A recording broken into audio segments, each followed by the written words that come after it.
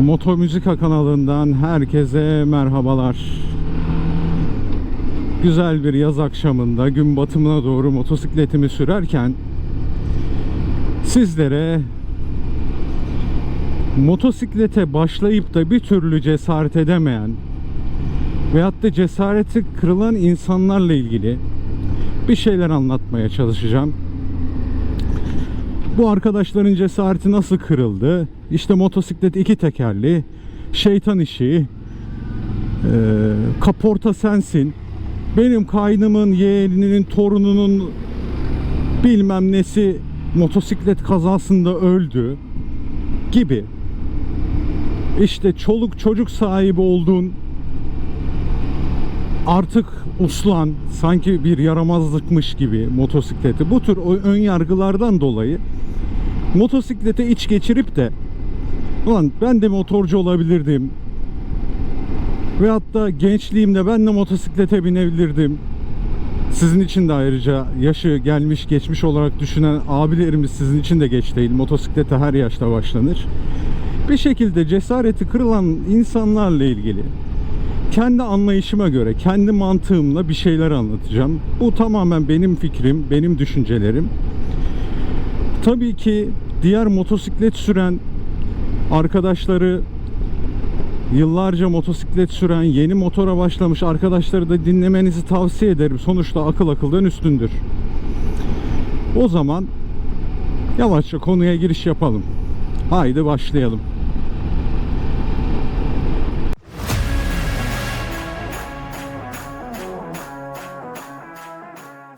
Öncelikle benim size ilk tavsiyem şu olacak.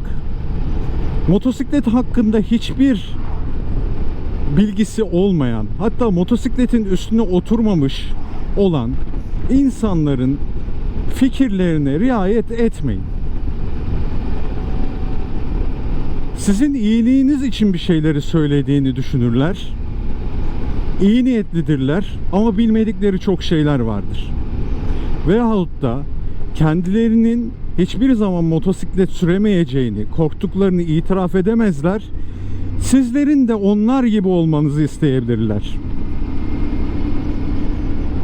Benim size tavsiyem, başta söylediğim gibi, motosiklete binmiş, bunun keyfini almış, ister yeni bir sürücü olsun, ister yıllarını vermiş bir sürücü olsun, bu arkadaşlardan motosikletle ilgili, nasıl kullandıkları ile ilgili, hissiyatları ile ilgili araştırma yapmanızı öneririm. Ve motosikletle alakası olmayan insanları dinlemeyin. Çünkü yok yere cesaretinizi kıracaklar. Ya da çok mutlu olacağınız bir şeyden sizi vazgeçirecekler. Motosiklet sürmek biraz da şöyle bir şey. Kalıba sığmamak demek. Biraz özgürlüğüne düşkün olmak demek. Eğer içinize sığmıyorsa, öyle bir şey varsa içinizde, bence bunu harekete geçirin. Şimdi bu hiçbir şey bilmeyip de ahkam kesen insanlar cesur olmadıkları gibi, korkak oldukları gibi bir de sizi korkutmaya çalışırlar. Kazası çok feci, işte çok tehlikeli. Arkadaşlar, ben bir tane yakınımı görmedim. İşte araba kazasında benim oğlum öldü veyahut da birisi öldü, sakın araba kullanmayın diyen görmedim ben. Burada biraz çoğunluğun azınlığa olan yani araba kullanımı yaygın olduğu için araba kullanımının motosiklet kullanımına olan üstünlüğünü görüyoruz bence. Baskın üstünlüğünü. Ya uçağa biniyorsun, uçak düşüyor, bir daha uçağa binmeyin, uçak tehlikeli diyen yok. Ayrıca motosiklet diğer araçlar gibi bir araçtır. Bunların içerisindeki uçak olsun, araba olsun, kamyon olsun, bunların içerisindeki en keyifli, belki de en masum araçtır. Şimdi bana tepki göstermeyin en masum dediğim için. Arkadaşlar, nasıl arabaya bindiğiniz zaman emniyet kemeri takıyorsanız, belli bir güvenlik önlemleri alıyorsanız, motosiklette de bu güvenlik önlemlerini almak mümkün. Bütün ekipmanlarını sağlam bir şekilde binin ve Güzel bir kurs alın. Profesyonel yerlerden kurs alın. Bunun akabinde güvenli defansif sürüş tekniklerini ben de anlattım kanalımda. Üstünden yüzeysel olarak geçtim. Bunlarla ilgili bilgiler edinin. Motosiklet kullanmak gerçekten çok keyifli bir şey. Ben insanların korkup da bu keyiften mahrum kalmasına gönlüm razı olmuyor. Ön yargılardan kurtulmamız gerekiyor. Yani bu kadar motosiklete binen insanların bir bildiği vardır, değil mi? Peki bu insanlar cesaretlerini nasıl topladılar? Peki bu insanlar korkularını nasıl yendiler? Ya da bu insanlar motosikletsiz niye yapamıyor? Bunların bir sorusunun cevabını bulmak lazım. Amacım burada sizin fikirlerinize müdahale etmek ya da cesaret vermek değil. Gerçekten deneyin, bilgilenin, teorik bilgilerle donanın. Daha sonrasında motosiklete binmek hala tehlikeli ve mantıksız geliyorsa istediğinizi yapabilirsiniz. Ama ben asıl burada ön yargılardan bahsetmek istiyorum. Motosikletin sürekli neden dezavantajları söylenir, bunu da anlamıyorum. Ya biliyorsunuz araba çarpışma testleri 65 kilometre olması lazım ya da 60 küsür kilometre, yani düşük kilometrelerde yapılıyor. Bu kilometre hızın üstüne çıktığınız zaman hiçbir koruma önlemi bir işe yaramıyor ki. Ayrıca motosiklette evet, şunu kabul ediyorum, kaza yaptığınız zaman hayatta kalma şansınız çok zor. Onun için motosiklet eğitimi bir ömür boyu süren bir eğitim. Sürekli tetikte olmanız gereken bir eğitim, bir sürüş. Araba gibi ben oldum diyemezsiniz. Ömür boyu motosikletle ilgili yeni şeyler öğrenmek durumundasınız. Bu da insanı aktif hale getiriyor. İnsan bir şeyler, yeni şeyler öğrendikten sonra daha çok mutlu oluyor. Kendini hayatta anlamlı bir yere koyabiliyor. Şunu kabul ediyorum. Hepimiz ölümlüyüz. Bir gün hepimiz öleceğiz. Ama şöyle bir durum da var. Ya yolda yürürken kafanıza saksı düşme olasılığı da var. Her şey olasılıklar. Güvenlik önlemleri ise bu olasılıkları minimize hale getirmek için oluşturulmuş. Dediğim gibi ekipmanınızı full alırsanız, sürüş tekniklerine sahip olursanız, pratiğiniz çok olursa, motosikletten hiç anlamayan diğer araç sürücülerinin değil de bu motosikletle haşır neşir olan, buna gönlünü vermiş, motosiklet kültüründen içinden gelen insanlarla muhatap olursanız sizi çok güzel yerlere götürecektir. Ben çok arkadaşım benim sayemde demek istemiyorum ama benim tavsiyelerimle motosiklete başladı. Gittiler, profesyonel yerlerden eğitimlerini aldılar ve şu an gayet mutlular. Hayatımda hiç mutlu olmadığım kadar mutluyum diyorlar. Ya bu bir tesadüf olabilir mi? Olamaz. Biraz böyle sert girdim, kusura bakmayın. Bu arada buraya kadar izlediyseniz abone olup yorum yapmayı, olumlu olumsuz fikirlerinizi paylaşmayı unutmayın. Motosikletle ilgili ön yargıları kırmak istiyorsanız bilgilenmeniz lazım. Bilgi çok önemlidir.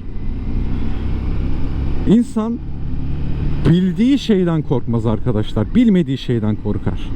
İnanın motosiklet üstünüze bindiğiniz zaman dışarıdan göründüğü gibi tehlikeli bir alet değil. İşi kurallarına göre yaptığınız zaman arabaya binmek istemeyeceksiniz.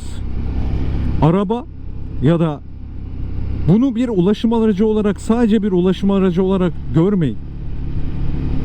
Bu aynı zamanda sizin özgürlüğünüz. Otomobille A noktasından B noktasına gitmeyi, bir an önce gitmeyi falan düşünürsünüz. Motosikletle seyahat yapacağınız zaman en azından doğa güzelliği olan, virajları olan, bu gittiğim yol gibi yolları tercih edersiniz. Mesela bu yol Koçarlı'ya gidiyor. Koçarlı'ya ana yoldan da gidebilirsin. Bir motosikletçi arkadaşımız daha geliyor. Önemli olan motosiklette A noktasından B noktasına nasıl gittiğindir. Hep söylerler. En büyük artısı nedir? Özgürlük hissiyatı. Motosiklette özgür hissedersiniz. Motorun sesi, rüzgarın sesi, yalnızlık hissi, bunlar sizi özgürlüğe götürür. Şimdi ben bunları anlatıyorum ama gerçekten bunu yaşayıp görmeniz lazım. Benim bir arkadaşım 30 sene önce Java'lara, onlara bunlara binmiş bir abimiz. 30 yıl sonra ben artık dayanamıyorum dedi. Bana motor alalım dedi. Gittik PCX 125 bir scooter aldık. Adam dünyanın en mutlu insanı, iş yerine gelirken gülücükler saçıyor. Yani şimdi motosiklet kötü bir şey olabilir mi? Motosikletin çok avantajı var. Şöyle, bir kere park problemi yaşamazsınız, trafikte sıkışmazsınız, strese girmezsiniz, pratiktir, bakım maliyeti azdır, çevre doğası düzeltiyorum, doğayı korur, çevre dostudur. Yani bu işte şeytan işi diyen, ondan sonra kaporta sensin falan diyen dayıların bundan haberi yok. Maalesef yok. Gerçekten zihinsel ve fiziksel olarak bir aktivite. Ya motosiklet kullanırken bütün vücudunuzdaki organları çalıştırıyorsunuz. Daha dikkatli oluyorsunuz. Adrenalin seviyeniz yükseliyor. Daha dikkatli olduğunuz için zihinsel olarak gelişim gösteriyorsunuz. Gerçekten öyle. Şu an ben virajı alırken zeminin durumuna bakıyorum, etrafa bakıyorum. Sürekli teyakkuz halindeyim. Zaten ben şuna inanmıyorum. Arabam da var. Arabada kullanıyorum. Arabada bu kadar dikkatli olamıyorum. Ne yaparsam yapayım, motosikletteki kadar dikkatli olamıyorum. Motosiklette kaza yapmama olasılığınızı arttırmak için çok dikkatli olmanız lazım. Mesela motosiklette telefonla konuşamazsınız. Elinize bir içecek alıp içemezsiniz. Sağıyla solla ilgilenemezsiniz. Sürekli yolunuza odaklanırsınız. Şimdi diyeceksiniz ki bana motosikletin hep avantajlarından bahsediyorsun. Dezavantajı hiç mi yok? Arkadaşlar dezavantajı var. Şu an şıpır şıpır terliyorum. Yağmurda ıslanıyorum. Motosiklette çok efor sarf ediyorum. Yoruluyorum. Motosikletten iner inmez bir şeyler yemek istiyorum. Ama size bir şey söyleyeyim mi? Hani gülü seven dikenine katlanır denir ya. O avantajları o kadar çok ki bu dezavantajı geçiyor. Hatta motosiklet sürerken ıslanmaktan keyif almaya başlıyorsunuz. Onun içindir motosikletini satan motosiklet sürücüleri olduğu yerde duramaz. Çok dayanamaz. Buna motosikletle hiçbir alakası olmayanlar zehri aldın mı, senin de kanına zehir girdi mi diye tanımlarlar. Ben öyle tanımlamıyorum. Vitamin olarak tanımlıyorum. Antidepresan olarak tanımlıyorum motosikleti. Gerçekten ruh sağlığınızı, beden sağlığınızı müthiş etkiliyor. Bir de motosiklete binmeyi sosyolojik açıdan ben çok seviyorum. Gruplar oluşturuyorsunuz. Yeni insanlar tanıyorsunuz. Motosikleti olan insanlar kimsenin statüsüne bakmadan birbiriyle muhabbet edebiliyor. Rütbesi, mevkisi, parası, pulu ne olursa olsun ortak bir paydada buluşabiliyorsunuz. Bu çok güzel bir şey. Tanımadığınız motor sürücüleriyle muhabbet edebiliyorsunuz. Hiç tanımadığınız insanlara selam verebiliyorsunuz. Motosikletiniz arıza yaptığında sağa çektiğinizde bir tane motosikletli durmadan geçmez. Bakar, bir şeye ihtiyacım var mı der. Ben hep bunları yaşadım. İnsanlık adına çok güzel şeyler yaşadım. Bu avantajları da vardır motosiklet camiasının, motosiklet kültürünün, felsefesinin. Anlatacaklarım bu kadar. Bu söylediklerim benim düşüncelerim. Katılıp katılmamak sizlerin elinde. Uzun süredir motosiklete binen birisi olarak yaklaşık 17-18 yıldır yaşadığım, görüp geçirdiğim şeylerden sizlere bahsetmek istedim. Motosiklet iyidir, güzeldir. Ama kuralınca, bilgi sahibi olarak kullanırsanız. Ve şunu unutmayın, motosiklet öğrendim, hadi oldu, tamam bineyim diyeceğiniz bir alet değil. Ömür boyunca yeni şeyler öğreneceğiniz bir alet. Sürekli kendinizi geliştireceğiniz bir alet. Benim size tavsiyelerim naçizane bunlar olacak. Ola ki fikrinizi değiştirdiysem ne mutlu bana. Amacım bir şeyleri dikte etmek, bu budur, şu şudur diye net şeyler konuşmak değil. Aslında fikrinizi değiştirmek de değil amacım. Sadece bilgi sahibi olmanızı istiyorum.